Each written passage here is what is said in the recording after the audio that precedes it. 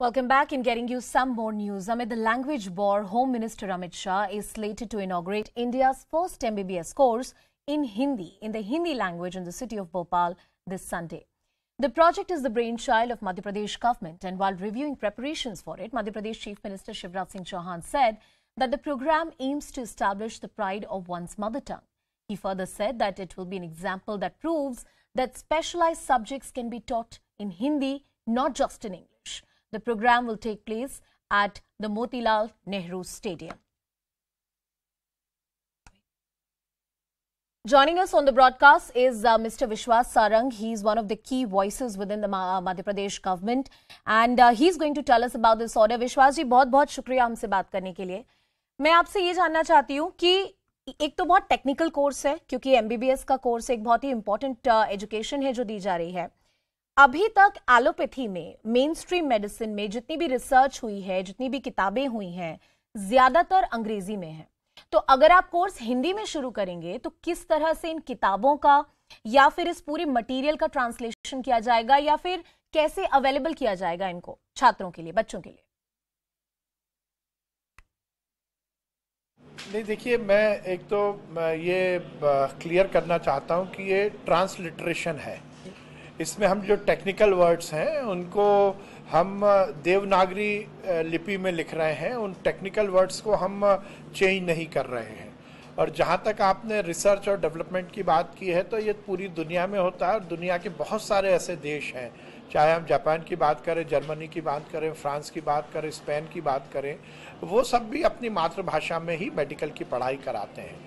तो हमारे यहाँ ये ग्रंथि है कि इंग्लिश के अलावा हम मेडिकल की पढ़ाई करा नहीं सकते. हमारे देश के यशस्वी प्रधानमंत्री जी का आह्वान यही था कि यदि हमें हिंदी भाषी जो हमारे स्टूडेंट हैं उनकी लर्निंग और उनकी अंडरस्टैंडिंग को और बढ़ाना है, तो हमें निश्चित रूप से हिंदी भाषा में ही मेडिकल की पढ़ाई करानी चाहिए. तो हमने जो हमारी प्रचलित किताबें हैं जो इंग्लिश में हैं उन्हीं का ट्रांसलिटरेशन किया है. चाहे जो प्रचलित रूप से जिन ऑथर की किताबें चलती हैं हमने उन्हीं का ट्रांसलिटरेशन किया है. और उसमें हमने टेक्निकल वर्ड नहीं बदले हैं. टेक्निकल वर्ड को हमने देवनागरी लिपि में लिखा है, जिनको कि हिंदी भाषी छात्र छात्राएं ठीक से अंडरस्टैंड कर पाए, पढ़ पाए. जी जी, नहीं, आप ठीक बोल रहे हैं कि चाहे फ्रांस हो या जर्मनी हो या नेदरलैंड्स हो, वहां पर फ्रेंच, जर्मन, डच इन्हीं भाषाओं में पढ़ाया जाता है. और अगर आपको वहां पे यूनिवर्सिटीज में पढ़ना होता है तो आपको वो भाषा सीखनी पड़ती है. लेकिन हमारे देश में इतनी सारी भाषाएं हैं. मान लीजिए भोपाल में कोई बच्चा है जो दक्षिण भारत से आता है या नॉर्थ ईस्ट से आता है या ऐसी किसी जगह से आता है जहां पर वो हिंदी नहीं समझ सकता, तो क्या ऐसे बच्चों को दिक्कत नहीं होगी अगर पूरा जो कोर्स या सिलेबस है वो हिंदी में पढ़ाया जाएगा, या किताबें अगर हिंदी में होंगी तो? नहीं, देखिए, आपने हम क्या कह रहे हैं, हम बोल रहे हैं अब हिंदी में भी जी, केवल हिंदी में ही नहीं, हिंदी में भी. इसलिए ये कोई इंग्लिश की किताबें हट जाएंगी और हिंदी की किताबें आ जाएंगी, ऐसा नहीं है. जो इंग्लिश की किताबें प्रचलित हैं उनका अब हिंदी वर्जन भी रहेगा. तो जो छात्र हिंदी में, जिसको इंग्लिश समझने में दिक्कत है, वो हिंदी की किताबों को फॉलो करेगा. इसका मतलब ये नहीं है कि इंग्लिश की किताबें खत्म हो जाएंगी. ये कंफ्यूजन मैं आपको निवेदन करना चाहता हूँ, पूरी तरह से हटा देना चाहिए. हम एक अलग प्लेटफॉर्म प्रोवाइड कर रहे हैं हिंदी भाषा में जो बच्चे पढ़ते हैं उनको अंडरस्टैंडिंग और लर्निंग के लिए. इसका मतलब ये नहीं कि इंग्लिश की किताबें हट जाएगी. नहीं, ये एक बहुत इम्पोर्टेंट, एक बहुत ही ऐसा स्पष्टीकरण है जो शायद पहले भी आ जाना चाहिए था पब्लिक डोमेन में. एक इम्पोर्टेंट क्लैरिफिकेशन है जो आप रख रहे हैं कि बच्चों के पास दोनों ऑप्शंस रहेंगे, स्टूडेंट्स के पास दोनों ऑप्शंस रहेंगे. जो हिंदी में किताबें पढ़ना चाहते हैं वो हिंदी में पढ़ सकते हैं, और जो अंग्रेजी में पढ़ना चाहते हैं वो अंग्रेजी में पढ़ सकते हैं. जी जी जी जी. और वही किताबें रहेंगी जो इंग्लिश में प्रचलन में है. जैसे मैं बात करता हूं, जो हमने अभी जो ट्रांसलिटरेशन किया, एनाटॉमी की किताब जो प्रचलित है विश्राम सिंह जी की, तो हमने वही विश्राम सिंह जी की इंग्लिश की किताब का ट्रांसलिटरेशन हिंदी में किया है. तो अब हमारे जो फर्स्ट ईयर का छात्र है जो एनाटॉमी पढ़ना चाहता है, वो इंग्लिश की विश्राम सिंह की किताब भी उसके पास है और हिंदी की विश्राम सिंह की किताब भी है. और इसमें जो टेक्निकल वर्ड है वो इंग्लिश में ही है, पर देवनागरी लिपि में लिखे. तो इस तरह का कोई भी, ना ही कोई कॉन्फ्लिक्ट है, ना ही किसी तरह का विवाद है.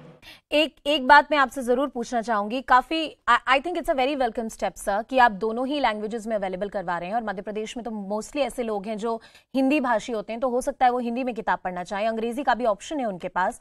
लेकिन हमारे देश में एक डिबेट ये भी है कि हिंदी का इम्पोजिशन किया जा रहा है। बहुत सारे लोग हैं जो इसको उस तरह से नहीं देखते कि विविधता की बात है, वो देखते हैं कि हिंदी को दूसरी भाषाओं की कीमत पर बढ़ावा दिया जा रहा है। उन लोगों से आप क्या कहना चाहेंगे? नहीं, दोनों तरह का करेंगे। और क्योंकि देखिए मध्य प्रदेश में तो अधिकतर लोग हिंदी भाषी ही हैं। जी जी, हिंदी भाषी ही हैं अधिकतर लोग। और किस तरह से आगे आप देखते हैं कि जो लैंग्वेज है, जो खासकर मीडियम ऑफ इंस्ट्रक्शन है, वो भी काफी इंपॉर्टेंट हो जाता है। तो जब शिक्षक छात्रों को क्लासरूम में पढ़ाएंगे तो उनका मीडियम ऑफ इंस्ट्रक्शन क्या रहेगा? वो हिंदी रहेगा या इंग्लिश रहेगा?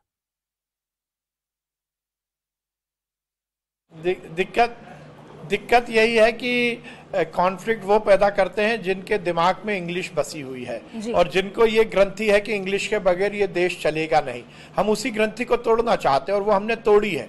आप मध्य प्रदेश की बात करेंगे, 20% हमारे यहाँ ट्राइबल है, हमारे यहाँ हिंदी भाषी लोग हैं। अब हमने इससे पहले इस बात पर तो विचार नहीं हुआ कि जो हिंदी भाषी है उनको अंग्रेजी पढ़ने में दिक्कत आती है। मुझे लगता है ये विचार हो जाता तो शायद ये हमें काम करने की जरूरत नहीं पड़ती। मुझे लगता है ये बहुत ही सत्कार्य है, इससे एक बड़ा दूरगामी परिणाम देखने को मिलेगा। और मैं आपसे एक निवेदन और करना चाहता हूँ। WHO की एक स्टडी कहती है कि यदि अच्छी डिलीवरी, डॉक्टर्स के सर्विसेज की अच्छी डिलीवरी जिन देशों में है सबसे अच्छी, वो वही देश हैं जिन्होंने अपनी मातृभाषा में मेडिकल की पढ़ाई करवाई है, चाहे वो फ्रांस हो, जर्मनी हो, चाइना हो। तो मुझे लगता है कि ये एक बहुत ही महत्वपूर्ण दूरगामी परिणाम देने वाला निर्णय है और मुझे लगता है इसका आपको भी प्रसन्नता करनी चाहिए और देश में निश्चित रूप से इसको बहुत अच्छे से लिया जा रहा है। मैं एक बात और बताना चाहता हूँ, जब हमने इसकी पूरी तैयारी की है तो हमने पूरी तरह R&D की है। हमने इंग्लिश मीडियम के छात्रों से भी बातचीत की, हिंदी मीडियम के छात्रों से भी बातचीत की और उन सबके जो सजेशंस थे उनको समाहित करके ही हमने ये पूरे प्रकल्प को मूर्त रूप दिया है। बहुत बहुत शुक्रिया Vishwas Sarang ji, the medical education minister from the state of Madhya Pradesh, clarifying that this is a transliteration.